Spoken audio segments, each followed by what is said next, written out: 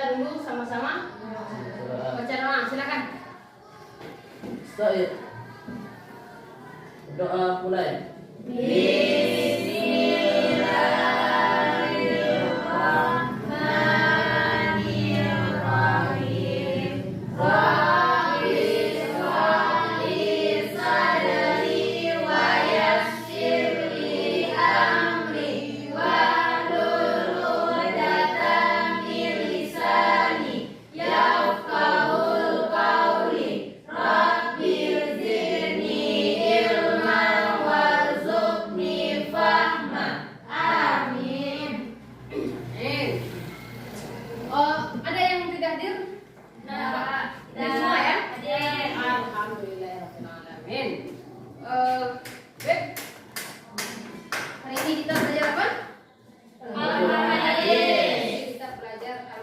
Hadis. Kemarin materi Al-Quran hadis kita apa? Pokok-pokok isi Al-Quran. Apa? Pokok-pokok isi Al-Quran.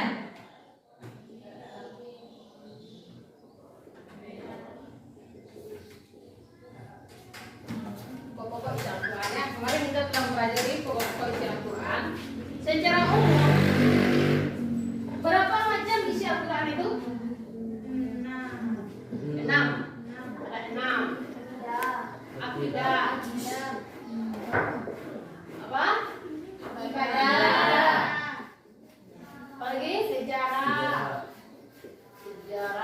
Sains teknologi. Sains teknologi. Hukum.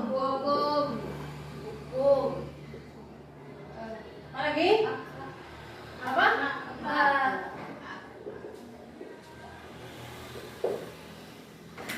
Secara umum isi Al-Quran itu adalah akidah, ibadah, sejarah, hukum, sains, teknologi. Itu secara umum ya.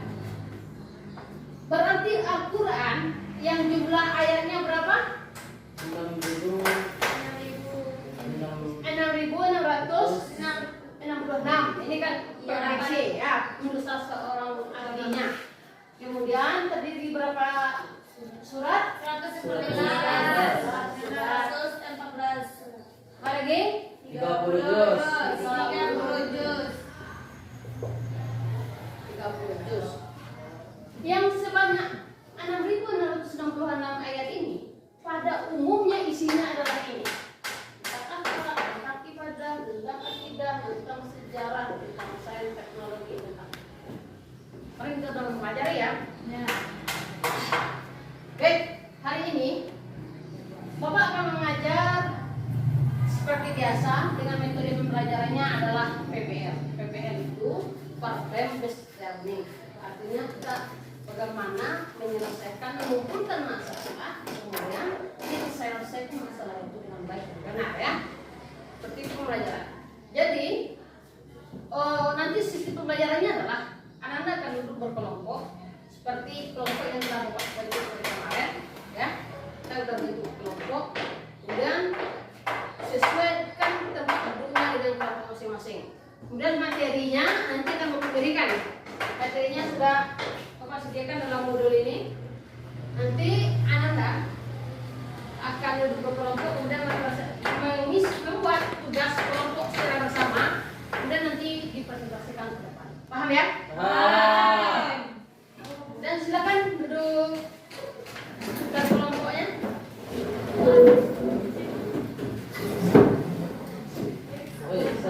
Dan silakan duduk di kelompok. Pembelajaran kita ini adalah ya.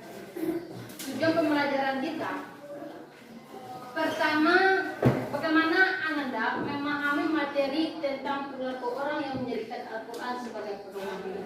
Jadi kan kita Al-Quran itu kan diturunkan Allah sebagai pedoman. Jadi harus ada jelas dalam bentuk perilaku itu bagaimana bentuk perilaku tersebut dalam kehidupan sehari-hari. Pertama orang yang memahami tentang Al-Quran sebagai pedoman dalam akidah, ibadah, sejarah, sains, teknologi dan akhlak. Kemudian nanti Anda juga harus bisa menyampaikan kesimpulan dari materi tersebut ya. Harus bisa materi yang telah Bapak berikan dalam modul. Ketiga, mampu mengkomunikasikan atau mempresentasikan nanti hasil diskusi. Keempat, harus ada nanti yang bisa sekelompok membaca ayat Al-Quran yang terkait dengan materinya. Ada ya? Ada, setiap kelompok ada ayat Al-Qurannya ya? Nah, itu yang harus dilakukan. Paham ya? Paham. Begitu saja, silakan lanjutkan. Silakan, Moni.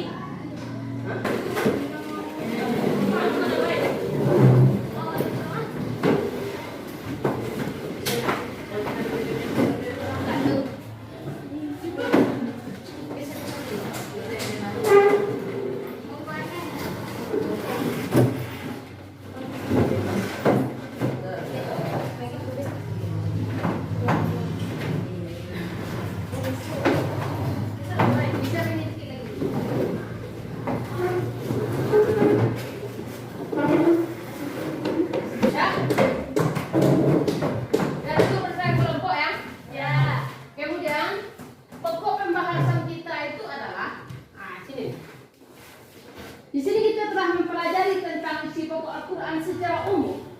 Jika Anda mencari dalam Al-Quran itu apa saja isi pokok Al-Quran, yang ada itu pasti dalam kitab ini. Akidah. Contoh akidah ini tentang ketuhanan. Tentang suratnya apa? Contoh suratnya. Qul huwallahu ahad, Allahus samad, lam yalid wa lam yulad wa lam yakul lahu kufuwan ahad. Itu tentang akidah ya. Kemudian tentang ibadah. Ibadah apa contohnya ayat ibadah? Al-Maun.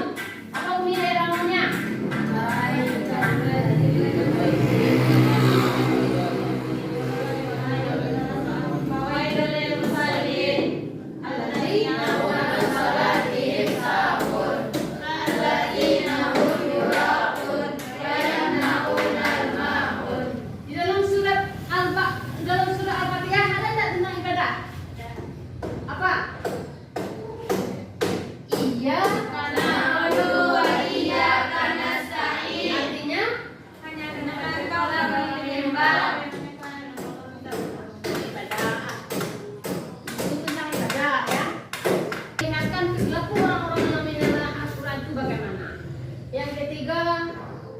Hikmah menjadikan Al-Quran sebagai pedoman. Paham ya? Tugasnya pertama perilaku. Jadi kelompok satu nanti akan bicara perilaku orang yang menjadikan Al-Quran itu sebagai pedoman hidup itu bagaimana dia. Yang kedua, perilaku menelaah. Dalam perilaku itu nanti ada yang membaca, ada menafsirkan, membaca arti, kemudian ada menelaah. Jadi harus dipecahkan satu poin itu menelaah bagaimana perilaku orangnya. Kemudian apa sih hikmahnya kita menjadikan Al-Quran itu sebagai pedoman hidup? Paham ya? Nanti juga Bapak akan bimbing setiap kelompoknya. Baik, ini materinya sudah Bapak sediakan.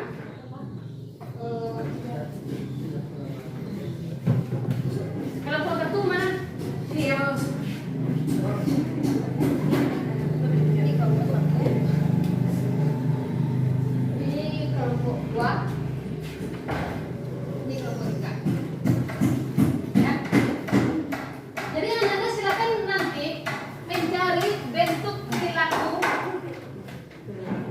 dia di dalam buku terakhir. Nah, ini. Mencari bentuk perilaku orang kelompok satu ya, perilaku ya. Kelompok satu mana? Ya, perilaku orang ini kelompok satu. Nanti kan sudah muncul perilaku orang gitu. Ketika kita telah melihat perilaku yang ada di dalam aturan buku itu, kemudian ada tak kita menemukan hal itu di lapangan? Apakah ada di lingkungan saudara?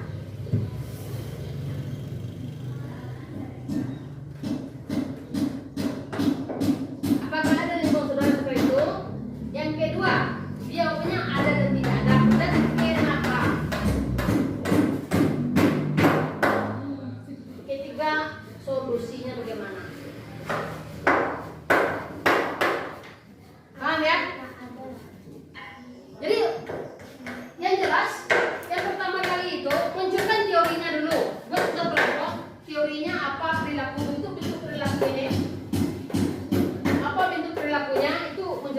2, 3, 4 yang ada di dalam modul yang Pak berikan. Yang kedua, apakah ada di lingkungan saudara, itu munculkan. Ketiga, ada atau tidak ada itu kita jadikan itu sebuah masalah ya. Kemudian solusinya bagaimana. Itu juga perilaku menelaah. Lihat menelaah Pak kelompok 2. Ada perilakunya di sana. Nanti buatkan perilakunya. Apakah ada lingkungan saudara orang yang membuat seperti itu?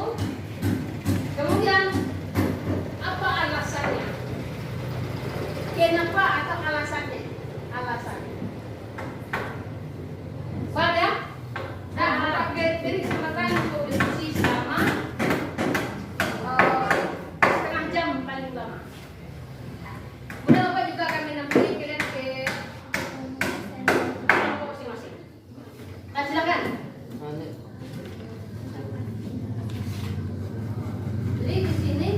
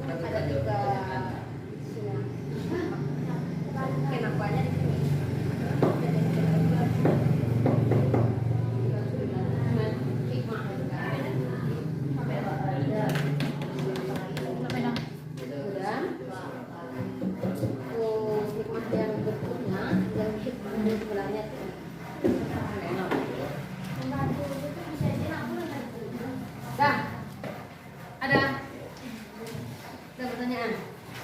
Kalau alfabet tadi langsung itu apa? Itu judul materi, itu judul materi. Kan perilaku itu banyak. Di sini baca dulu. Dalam ini ada. Ya.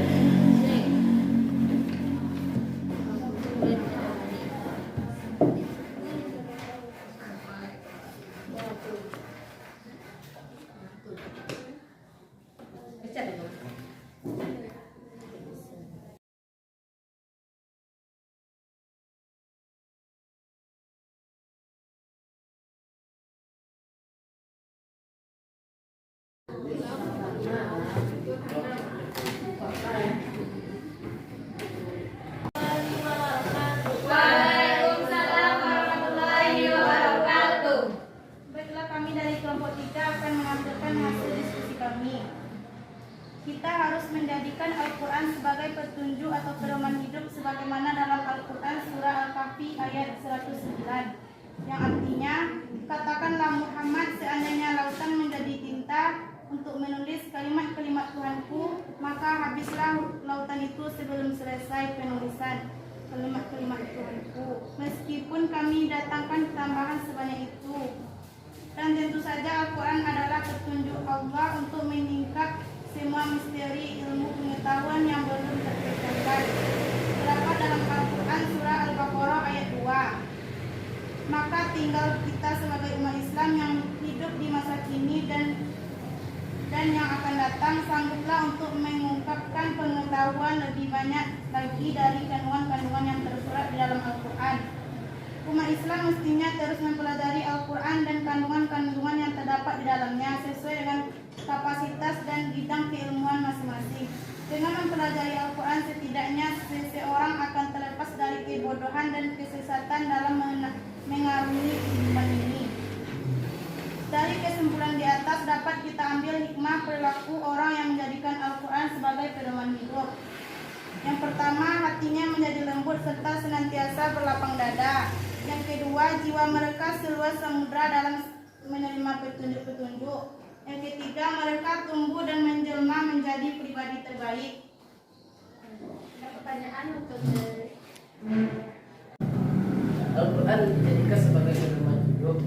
Jadi bagaimana caranya untuk bisa mendalami untuk menelaah perilaku dalam kehidupan sehari-hari dengan petunjuk Al-Quran.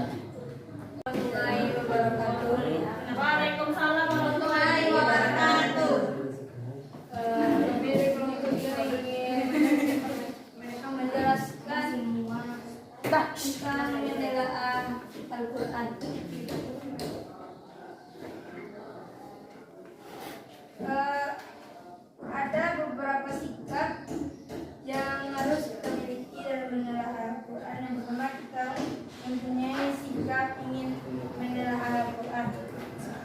kedua, menghilangkan prasangka bahwa yang menelaah Al-Quran akan mengakibatkan kesesatan.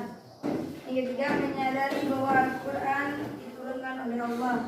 Yang keempat, menyadari Al-Quran ditunjukkan kepada diri kita sendiri.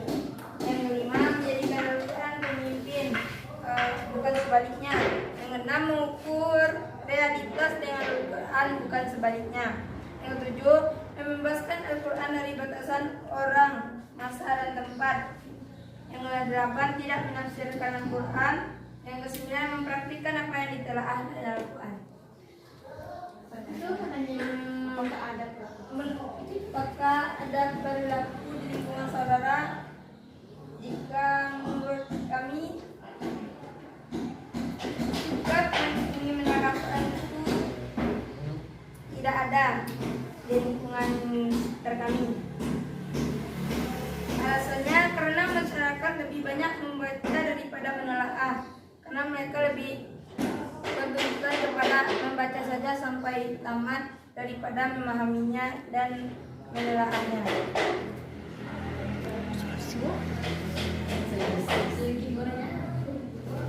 Solusinya kita harus mengingat firman Allah dalam surah Ar-Rum ayat 11 yang artinya sesungguhnya Allah tidak akan mengubah yang ada pada suatu kaum sehingga mereka mengubah apa yang pada diri mereka sendiri. Jadi kita harus meyakinkan kepada diri masyarakat bahwa menelaah Al-Quran itu dapat membawa kebaikan diri kita semuanya. Kesimpulan dari hikmah menjadi perilaku. Dari kesimpulan di atas dapat kita ambil hikmah perilaku orang menjadikan Al-Quran sebagai pedoman hidupnya. Pertama, hatinya menjadi lembut serta senantiasa berlapang dada. Dua, jiwa mereka seluas samudra dalam menerima petunjuk-petunjuk. Tiga, mereka tumbuh dan menjelma menjadi pribadi yang lebih baik. Kesimpulan orang yang menelaah Al-Quran. Menyadari bahwa Al-Quran diturunkan oleh Allah, menyadari bahwa Al-Quran ditunjukkan kepada diri kita sendiri, menjadikan Al-Quran pemimpin bukan sebaliknya, mengukur realitas dengan Al-Quran bukan sebaliknya. Assalamualaikum warahmatullahi wabarakatuh. Waalaikumsalam warahmatullahi wabarakatuh. Kesimpulan dari apakah bentuk perilaku orang yang menjadikan Al-Quran sebagai pedoman hidup? 1. Al-Quran merupakan kitab suci terakhir yang mengandung isi pokok ajaran paling lengkap dan sempurna. Al-Quran menyempurnakan dan menjelaskan pokok-pokok ajaran yang terkandung di dalam kitab suci yang diturunkan sebelumnya. Al-Quran mengandung 6 isi pokok ajaran meliputi akidah, ibadah, muamalah, akhlak, hukum, sejarah, dan dasar-dasar ilmu pengetahuan dan teknologi. Assalamualaikum. Ke depannya, pelajaran bab ini kan sudah selesai. Jadi kita akan UHA minggu besok, ya. Minggu besok. Tolong hafali pelajaran dari awal sampai akhir dan kita akan UHA. Oke? Coba. Siap ya? Siap. Pelajari semua ya? Siap. Mungkin itu saja pelajaran kita pada kesempatan hari ini. Kemudian sebelum Pak tutup, perilaku orang yang menjadikan Al-Quran sebagai pedoman dalam hidup itu, pertama, Al-Quran itu harus dibaca. Ya, baca Al-Quran dulu. Dalam proses membaca Al-Quran itu ada proses menelaah di dalamnya.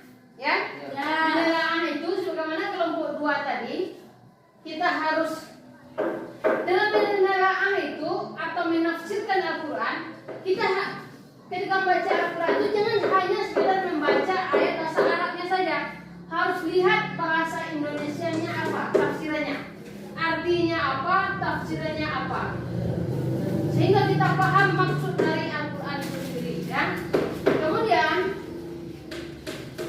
setelah kita ada perilaku, kemudian harus ada manfaatnya. Kita mempelajari Al-Quran itu. Apa manfaatnya? Ada 3 tadi ya. Pertama, menjadikan